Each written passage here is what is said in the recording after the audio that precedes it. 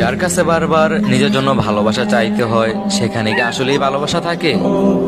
যার কাছে বারবার নিজের গুরুত্ব অভিমান ভরা কথা দিয়ে বোঝাতে হয়, তার কাছে কি আসলে গুরুত্ব থাকে?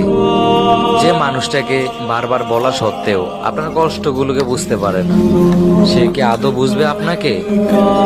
ভালোবাসা মানুষের জন্য হয়তো সবকিছু কম্প্রোমাইজ করা যায়, তাই বলে নিজের আত্মসম্মানকে কম্প্রোমাইজ করার ফল কখনোই ভালো হয় না। মনে রাখবেন, কারো থেকে বারবার চেয়ে কিছুতে সাময়িক খুশি হওয়া যায়, কিন্তু মনের ভেতরের শান্তি পাওয়া যায় না।